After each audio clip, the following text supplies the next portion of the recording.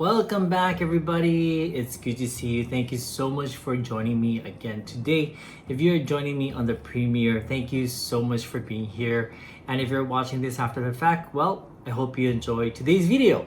So it is summertime here in Japan, Tokyo precisely, and summers in Tokyo are very hot. I know you guys have been hearing me talk about the weather.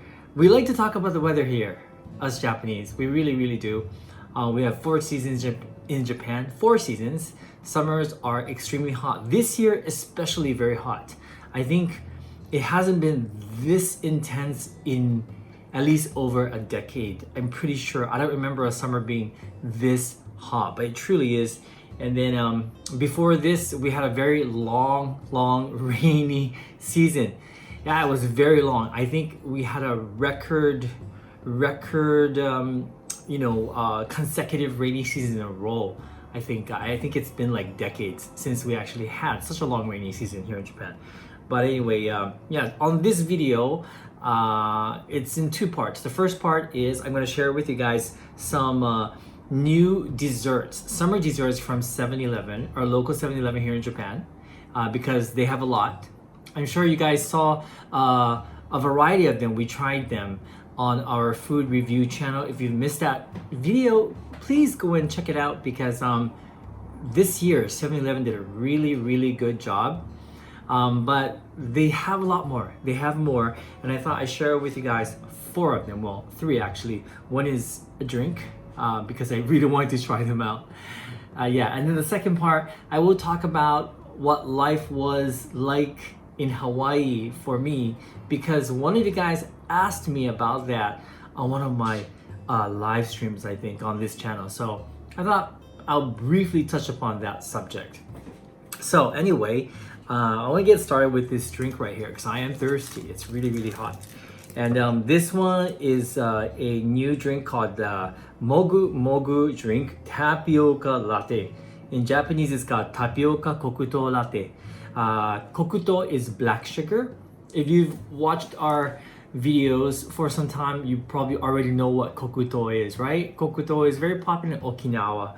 I'm not sure if they're using Okinawa kokuto in this one, but I love kokuto. I love black sugar, and this looks delicious. Of course, a lot of the drinks here, you can simply drink it out of the cup like this because it comes with a straw. Always comes with a straw, and then you just poke it right through and you can drink it like this. Or like today, what I'm gonna do today, because I want to show you guys what it looks like on the inside, I'm gonna pour it into a glass.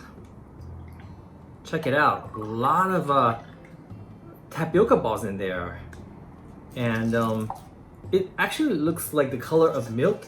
It doesn't look brown at all. I thought it was gonna look brown. I wonder if the brown sugar is in the tapioca. I don't know. Well, we'll see. Anyway, let's get started. Cheers, everybody. I hope you guys have something to drink today. Cheers. Kanpai.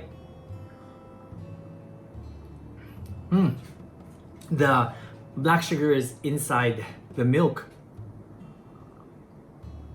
The little balls of tapioca, they're not as chewy as the ones you get at the specialty stores. I wonder if, yeah, this is tapioca. It almost, this is why. They're using 50% konnyaku powder. Yeah, I was wondering because it had like a more jelly-like consistency, more reminiscent of konnyaku. I think tapioca is a little bit more chewy, but there's actually no chewiness whatsoever. It's pretty good. It's pretty good. I do prefer the chewy tapioca balls, but it's not bad. Tastes good. Okay, so on with the dessert. The first dessert I think I'm gonna start off with is this one.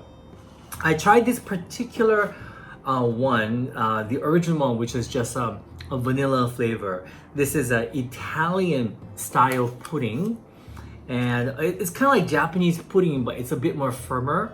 And firm style puddings are all the rage this year for some reason. I don't know why. Everyone's really into it here in Japan. But this one is the matcha flavor, and they just came out with this like maybe last week, I'm not sure.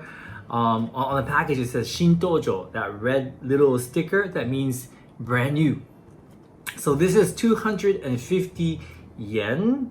With the tax is 270 yen. A lot of people ask me like, why are there two prices at the supermarkets, at the convenience stores, etc.? It's because by law you need to write down how much it is before tax and after tax. Yeah. No, it's very confusing, but it's actually quite simple. Okay, and then let's cut into this. Look at this. It's basically a block of like a flan, I guess, like a matcha flan. Let's cut into it, shall we? It looks really beautiful. Wow. Oh yeah, that looks beautiful. Do you guys like pudding and like flan? Do you guys like Japanese pudding? You guys like Mexican flan, Spanish flan? I love anything like custardy like this. I really do. Itadakimasu.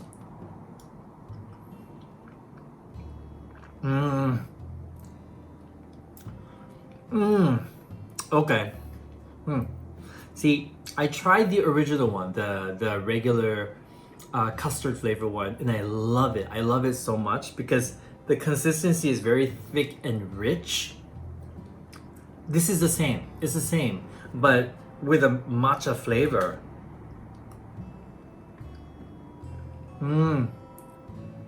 The consistency kind of like sticks to your tongue. It does. Sticks to the whole interior of your mouth because it is so rich and thick. Oh, that is good. That's really good, guys. Love it. Oh, that is pretty rich. It's a pretty rich dessert, but it's delicious. Okay, let's go on to the next one, shall we? Next one is called double layer cheesecake. But this one is actually not layer, but it's rare, like R-A-R-E. And here in Japan, I guess the closest thing to a rare cheesecake in English would be a no-bake cheesecake. Yeah, but I'm not sure. I don't think it's exactly that because I think it's cooked. But they call it rare cheesecake. In other words, cheesecake that's not baked. I really don't know. I don't know what you call it in English. This is 278. It's 300 yen. That's with the tax. And this one, yeah, as you can see, it's a double layered rare cheesecake. There's like a white cream on the bottom. There's like a vanilla colored cream on the second layer, and on the top there are like crumbles, like crumbs, almost like a like the crust of the cheesecake at the bottom. Okay, let's give this a try. I'm gonna go all the way in. Wow, this is really crumbly on the top. Oh, that's pretty good. Oh, this is like real cheesecake. Like, it's cheesecake. For some reason, I don't know why I was not expecting it to be like cheesecake, but it's like cheesecake. Very, very cheesy.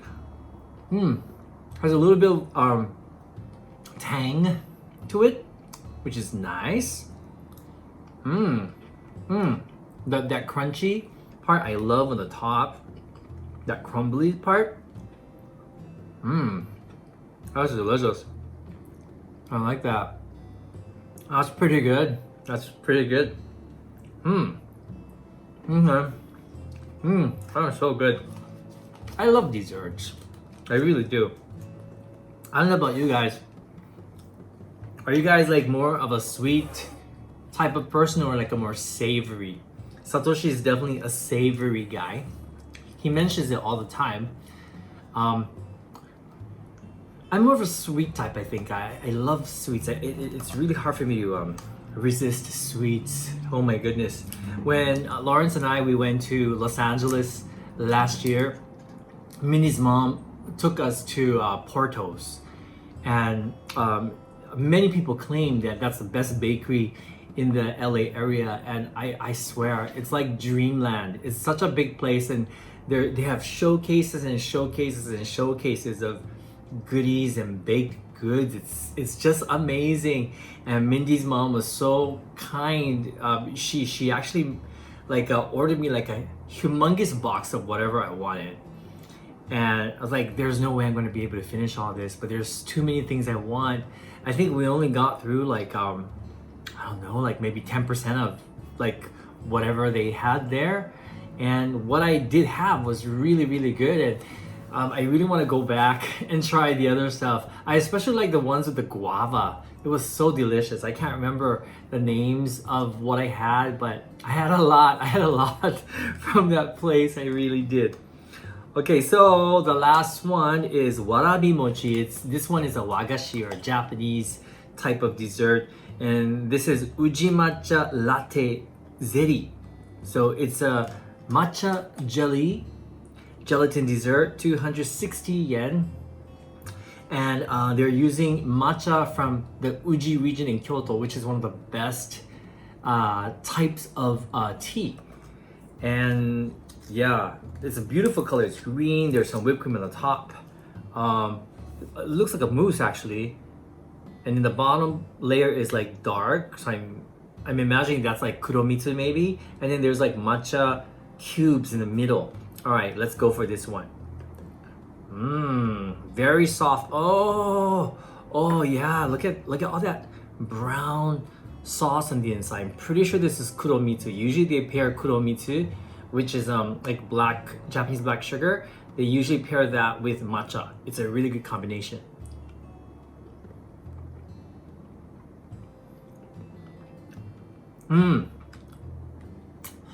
It's very, very soft. Yeah, it's very soft and it's very creamy.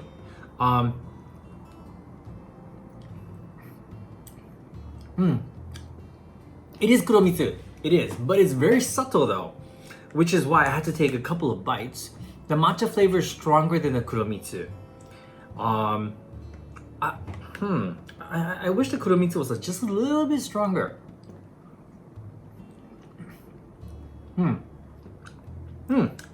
Very interesting. The top layer is definitely matcha mousse.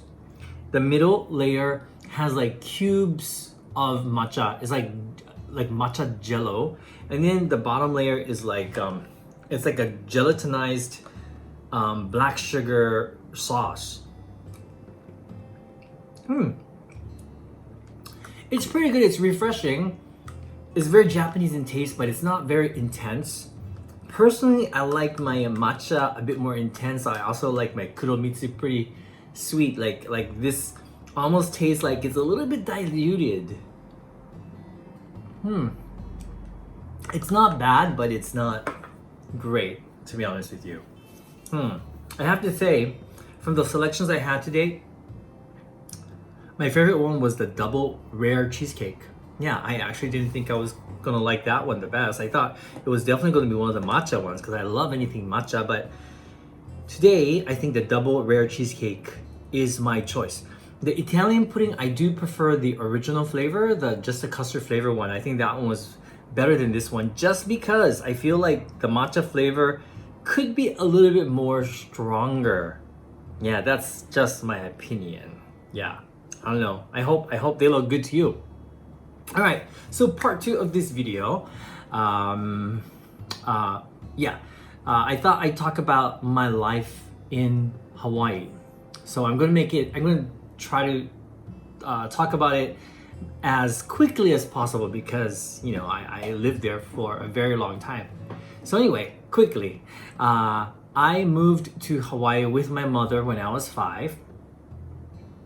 I do have like bits and pieces of memories from those days. Obviously, I was 5 years old, so I don't remember much. All I remember is that my grandmother and my grandmother's husband, who I used to call Nori-san, he's kind of like an uncle because my grandmother was divorced from my grandfather, and she got together with another guy who kind of became my uncle, and so they lived in Hawaii, and so we moved there and we lived near my grandma and my uncle, I remember going to my grandmother's house all the time, their apartment all the time. My uncle Nori used to make me unagi like every week. When I was a kid, I health-wise, I wasn't that strong. I had a weak heart. I think I was born with a weak heart and some kind of lung, like a weak lung thing or something. I don't know. I was very sick, and I wasn't supposed to live past the age of 7. Look at me now. I'm still here. And that's the reason why I always feel grateful, you know. But anywho, yeah, I remember eating a lot of unagi. I still remember where my grandmother used to live. I remember where we lived. We lived on KL Moku Street, right above a gas station. And then I remember going to kindergarten, and I remember vividly. I didn't understand what the teacher was trying to tell me because she was speaking English. I didn't understand English at all. And I think my first grade up to second grade teachers, they used to get frustrated with me because I couldn't understand what they were saying. But as kids do, you know, I learned quickly, and I learned English. Yeah, let's see. So I went to school. My childhood days in Hawaii. I'm trying to do this as quick as I can. I don't want to dive too deeply into my past because it wasn't a great childhood. If you want to hear about that, I will talk about it next time. Please let me know. I had a very, very complicated childhood. Might be interesting to talk about. I don't know. It's up to you. But I just remember bits and pieces, you know. I remember going to school. I remember my friends. I didn't really have many friends because I was kind of a loner.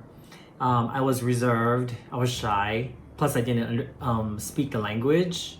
I really wasn't outgoing, really. I was always the type to not really want to fit in. I didn't really care or give a damn. And, you know, I continued on to middle school, and you know, I became rebellious. I also became more of a loner. I did have some friends, and you know, fortunately, I'm still friends with a couple of them. I'm still in touch with them, so that's cool. But I never succumbed to peer pressure for some reason. I thought it was dumb, and which is why I never sort of fit in. You know, I think everyone tries to fit in at that age. And I didn't have any desire to at all. I didn't even care if I didn't fit in. So it was lonely. I have to say it was lonely, but you know, that was just me. That was me. And I was okay with that. Having said that, I didn't really enjoy my childhood days. But there I am. I'm diving into my childhood. So you know what? I'll leave that to the side. We can talk about that later. So I grew up. Let's go to when I became 18. Yeah, 18. So 18, 19, 20, 21. These 4 years right here. I think this is a time when I really, really grew up into an adult. Not completely, but this is when I had a lot of life lessons that I learned. And yeah, so that was a very important part of my life. I think I could have gone either way. You know, I could have gone, like, I could have become a really, I don't know, a different person if I went one way, if I was cynical enough, or, you know, I had a lot of anger, etc. But instead I went the other way. And I think I was lucky because I met a lot of people along the way, you know, who were much older than me, but they taught me how to love myself. And although I didn't learn how to love myself right away, I started the process. Yeah, so I am forever grateful for these people that I met, you know, during these very important years. They're very influential. Yeah, I kind of learned to follow my heart. Of course, you know, I wasn't so stubborn that I would listen to people as long as it made sense to me. If it made sense to me, if I thought it was right, I'd follow their advice. But if it didn't feel right to me, if I thought, like if it was something I didn't agree with, I would believe in what I believed in. So that was kind of what I learned from these people, as well as my grandmother. She always told me I should trust my instincts and trust myself. And all these people also taught me that I should not be afraid of challenges.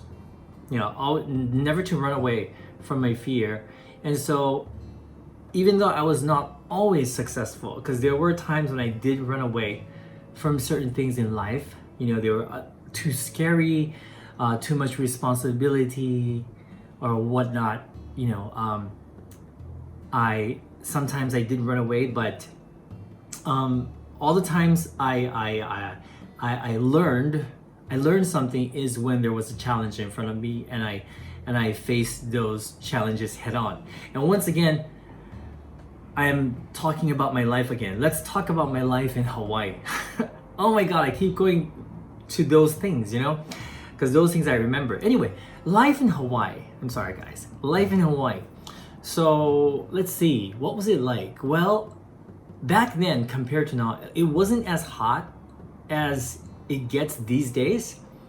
I really believe climate change is happening because we never needed an air conditioner in the apartment or the house back then when I lived in Hawaii. These days, you can't survive without an air con. It's so hot during the summer.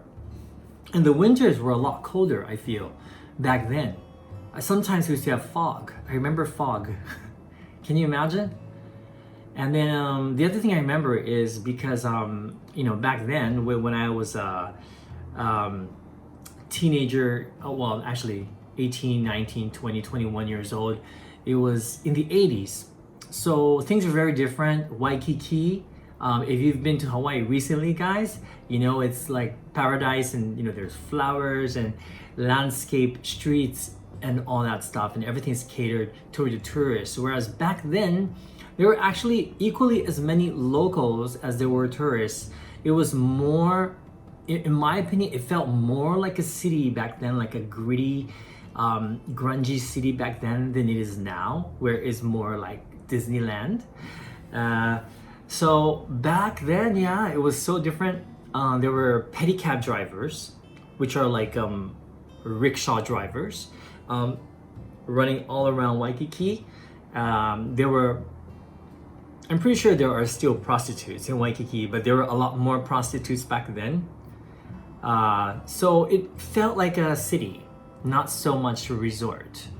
So that was interesting. And of course, before the cineplexes came into existence, we had movie theaters, and most of the movie theaters were in Waikiki. We had Waikiki 1, Waikiki 2, and Waikiki Theater number 3. We had a Kuhio Theater, and I think that's it. I think we have 4 different theaters. And so I used to go watch my movies there. So that was very different. Downtown Honolulu was completely different. Architecture is the same, obviously, but back then it was more like porn theaters, strip shows. There were a lot of strip shows, and it was a lot more, had a more dangerous feel, kind of like New York, back then. New York, you can walk down Fifth Avenue these days, and it's quite different from how it used to be in the 80s. I remember going to New York in the 80s, and it was very scary, walking down the street. But these days it feels safe. I can walk down the street. I can visit New York alone, and it doesn't really scare me, compared to back then. But having said all that, I do sometimes miss the grittiness of it all. I really, really do. Sometimes I feel like it's become a bit too sanitized. Maybe not right now, because we're all going through a pandemic, and I hear that crime rate is going up all over the United States, even in Honolulu. And so, not now, but before the pandemic, I feel like even though, downtown Honolulu is still grittier than other parts, like Waikiki, for example, I feel like back then it was a lot edgier. edgier. Yeah. So I sometimes do miss that, and I sometimes wish I could go back in time just to relive that time, just for like maybe 3 days. I think 3 days would be enough. I think if I stayed a week, I don't know if I want to come back here or I want to stay there longer. So I'm a little bit afraid of that. So maybe 3 days is a good time. I was in Hawaii during that time. Yeah, so my life back then when I lived in Hawaii, it was very different from Hawaii now, I think. Yeah, when I go back to Honolulu now, there are a lot of new things. There are a lot of new areas. Everything's more, clean. And it's nice. It's really nice. But I do miss the olden days. I do. Let's see. What else? I think life was simpler back then, that's for sure. Much simpler. But there are, gosh, I don't know where I'm going with this story. Sorry, guys. Yeah, that was my life in Hawaii. The jobs that I did in Hawaii, I did a lot of things. I worked at a sushi place when I was 17. And that's where I learned how to make sushi. I worked there for about a year. And then most of you guys know I was a flight attendant as well. But before that, I was an aerobics instructor. And then there was these Japanese people who wanted to open a gym in Osaka, and they came to Hawaii looking for instructors for some reason, and auditioned, and I got in. And so I moved to Osaka for 1 year to teach aerobics. That was great. And then I came back, and that's when I became a flight attendant because I didn't know what else to do. I also worked at a gay bar called Fusion for a while. I did, while being a flight attendant. Yes, because I used to go out with the owner, and they were very busy on the weekends. So I would work only on the weekends. It was fun. A lot of tips. It was hard to quit because of the tips. That was fun. Obviously, I had a lot of relationships. I did a lot of relationships, and I had some flings here and there. So I have a lot of memories of that. And yeah, basically that was my life in Hawaii in a nutshell. A lot of stories to tell, but this video is already 27 minutes in, so I don't want to keep you guys too long. But anyway, I also wanted to update you guys on the fact that I decided on the times I'm going to release these videos every week. Yeah, so Monday and Friday, it's always going to be 10 p.m. Japan time. Yeah, I will be premiering these videos, and then Wednesdays it's going to be at 1 p.m. Japan time. The same time as the Tabi Eats weekend videos, except it's on Wednesdays. Because I realized that a lot of you guys are awake during that time. So yeah, I'll do that. Okay, so Mondays and Fridays 10 p.m. Wednesdays at 1 p.m. Japan time, I'll be premiering the videos. Every Wednesday are going to be these types of videos where I chat with you guys, eat something with you guys, things like that. Because it seems like you guys enjoy these videos as well. If you guys start to get bored of these videos, just let me know and I will stop doing them, and I will just stick to walking outside. Okay? You guys can decide. I'll let you guys decide. I also want to let you guys know that on the Tabi Eats channel, we do have new face masks for sale. You most likely see the merch shelf below the video. If not, you will see a link to the shop in the description. I'll also leave the link to our shop in the description below this particular page. Yeah, new designs are coming up soon. I'm not sure exactly when, but right now I'm working with some people on some new designs, and hopefully we'll get them out soon. Anyway, as always, thank you so much. I really appreciate you guys being here with me, spending some time with me during the week. As always, please stay safe, stay sane, don't get too crazy, don't get too depressed, and until next time, take care everybody. Good night. Bye bye.